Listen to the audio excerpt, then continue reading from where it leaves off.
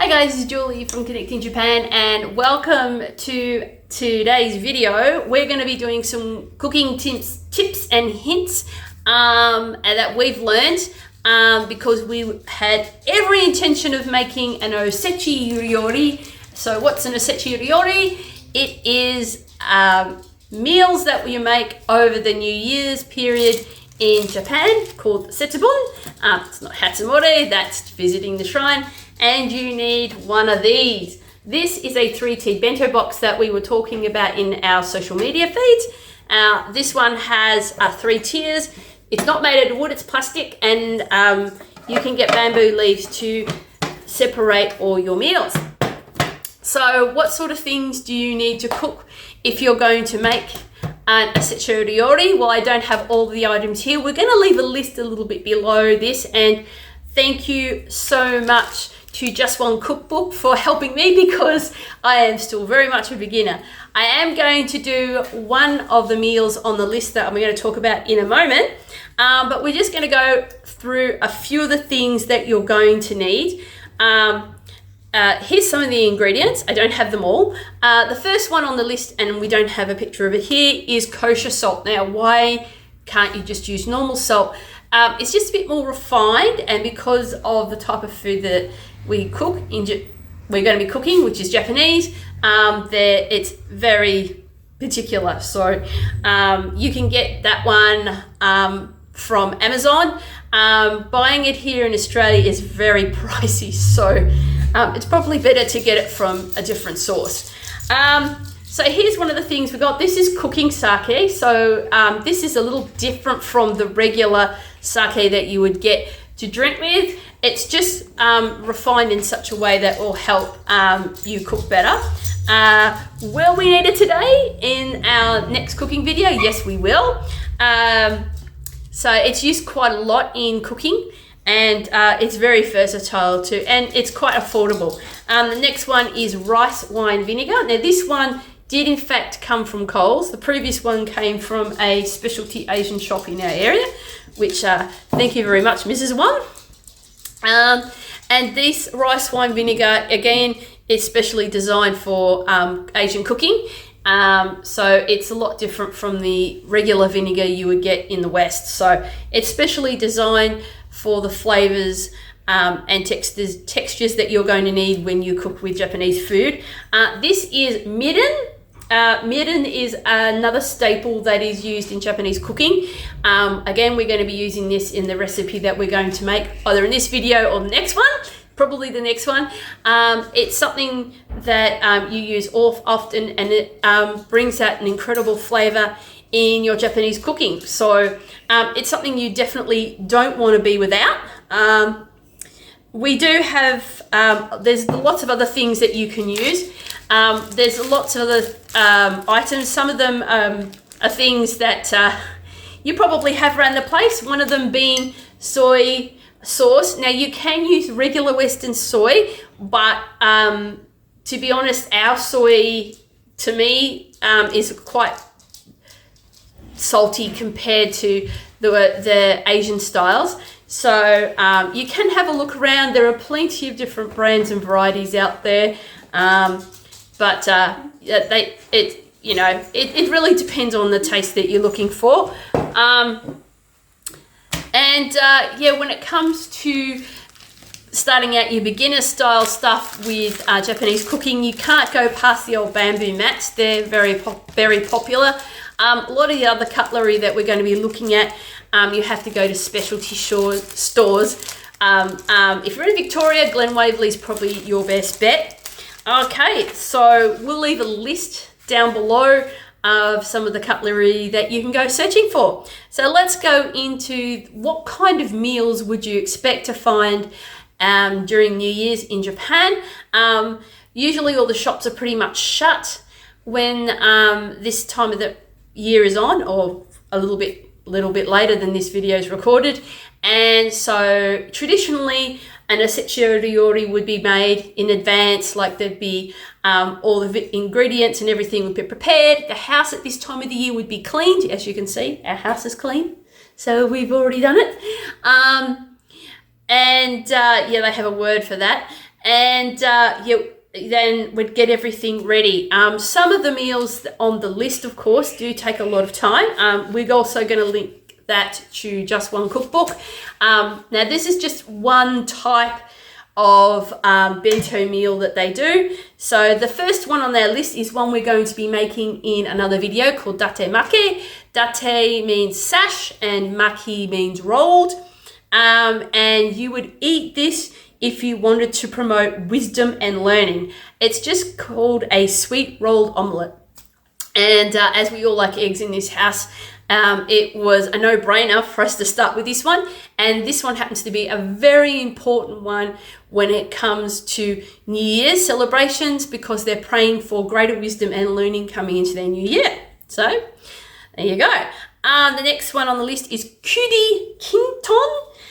Candied chestnuts and sweet potatoes. Sounds good. Now this one would be to promote economic fortune and wealth. So yeah, if you wanted to have a more financially stable new year, this would definitely be the food for you. It just means chestnut gold mash. Like we've said in quite a few videos, Japanese doesn't always translate well into English. The third one on the list is tazukuri, meaning candied anchovies. Now, as someone who's never been a big fan, and I know a lot of our followers are not, try not to write it off. I've tried anchovies, and I must say they get a bad rap. They're a really good anchovy is definitely worth chasing up. Candied anchovies, of course, would bring out a lot of the sweetness because anchovies are traditionally quite salty.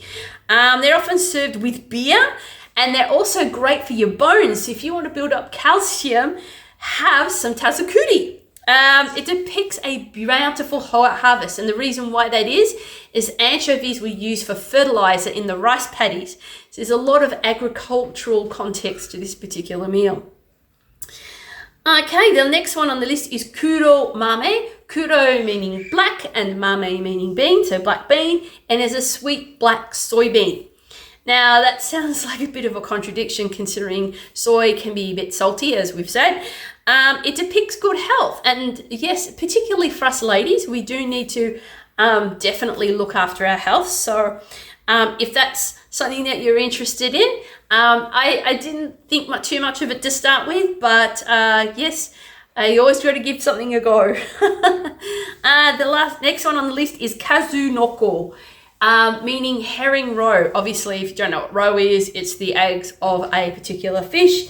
It's an important component of New Year celebrations. Depicts many children in a prosperous family. So this would be of particular interest to young married couples and in a part of the meal. And it's quite crunchy, or as they say in Japanese, kori kori, which is an onomatopoeia. So yeah, it's quite an interesting meal to look at. The next one is namasu, which is daikon and carrot salad. Now this one is a regular meal in Japanese culture, and it's red and white, which are two very lucky colors in their culture. And it's also called kohaku, red and white, and it's as I said, it's a celebratory meal that you would have in a lot of Japanese events. Kikakabu is next on our list, and it's pickled chrysanthemum turnip. Now, when I looked at this, it looked more like a garnish. Chrysanthemums are one of those lucky flowers, like our cherries here, also a flower of prosperity, and means longevity. So this one is a palate cleanser, so you would have this in between your courses, so you refresh your taste buds for the next meal. And the next one on the list is also another palate cleanser called a su renkon, which is a pickled lotus root. Lotus is considered a very lucky flower in many Asian cultures as well. And the holes in this dish that we're going to show you a picture of is like an obstructed view of the future. I mean, we don't know what's ever going to happen, but it helps us to pray a lot more and pray for our future and our descendants. So and this would be probably something that you would see in perhaps other Japanese events also. The next on our list is pounded burdock, which is a type of root with sesame. And it's called tataki gobo. It depicts stability for home and family, so that would be very popular with a lot of families, and obviously one of those essential ones with Japanese New Year. And it is an all-round popular side dish, so you will see this a lot in Japan. Now, of course, burdock is one of those difficult things to get in Australia because it's not something that you find here. So if you can get it and try it, it's always a fun one to try. The next one on our list, which was rather interesting, is called chikuzeni, and it's a nishime, which is like a type of stew, and it's simmered chicken and vegetables. It's one of those one hot broth stews, so this one would actually go at the bottom of your bento box, and it comes from the old province in Kyushu called Chikuzen, which is now modern day Fukuoka. So I didn't know that, but it was really good to find that little bit of information out. And it's one of those warm winter meals that you would have in somewhere like Japan, because it's already snowed quite heavily and quite cold there. So yeah, definitely worth having in your bento box. There's another instant pot meal that would possibly go in there too, which is another broth or nishime. And this one again is nimono. It means prosperity and good health, and it would be cleansing. Now, there's a good reason why these two are at the bottom, because they're actually prepared meals.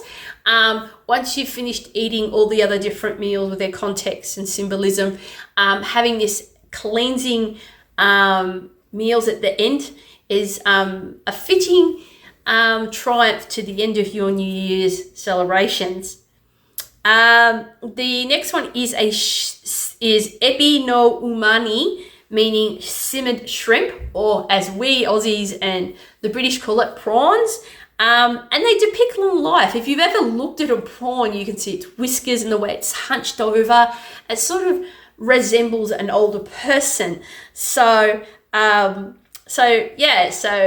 like in Japan, they have one of the biggest populations of people over the age of 80, and even coming up into the 90s and 100.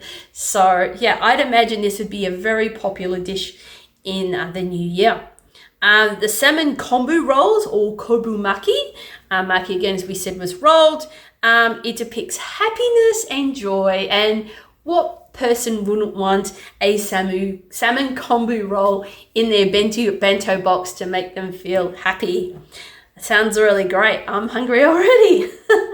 The next one on the list is a yellowtail teriyaki. Now, this one is a staple in any Japanese meal, and it's always a good one to start with. The word for yellowtail is kamahi, but this dish is called buri no teriyaki, wild teriyaki. So I guess yellowtail are a bit wild. It would be some of the ones that are in here are ones that you would put in between some of your special meals, to have meals that are like familiar with home. And that's true for the next one, which is just butter soy scallops. We do have scallops from another meal in the fridge, so maybe we'll add them to that as well. And that's something that you would eat very often in Japan. Kamaboko with salmon roe. Again, it is another. It's a fish cake, kamaboko, and unfortunately we couldn't get the ingredients to make one of those in Australia. They're very hard to find, so they would be part of it as well, and you would choose which one you would want. Not everybody likes roe in their dishes. The last couple of ones would be ozoni, which is a type of soup. Now, they've got two that they suggest here. One would be for Eastern Japan, which is the Kanto region, predominantly areas like parts of Yokohama and further up fit into that. It's one of the largest regions in Japan. Or they would go for a more Osaka style one, more Western style side of Japan, and they have mochi in them. Mochi is pounded rice flour. If you've seen any videos of that, or have even been on our Facebook and you've seen it, it takes quite a long process. Now you can have mochi as plain, and you would have a dessert. So it's not all savory. There is one dessert meal in there, and that is the mochi with red bean paste. Red bean being a very auspicious and lucky thing to have as part of your New Year's celebration. Yeah, that's all that goes into making a bento box. So keep an eye out for our next video. We're going to make this a bonus video to have with our bento box. Now, obviously, we're not going to fill the whole thing up. We just want to say to you guys, thank you so much for joining us. Thank you for getting us to 20 subscribers. If you are enjoying our channel and you want more information, you can find us on Facebook, Instagram. We do give our line address to specific people. And of course, we are also available to talk to on Hello Talk. And we just want to wish you guys a happy new year and a safe one at that. And we will see you in the coming months with our next adventures. So from all of us here at Connecting Japan, ciao Martine. See you next time. Bye.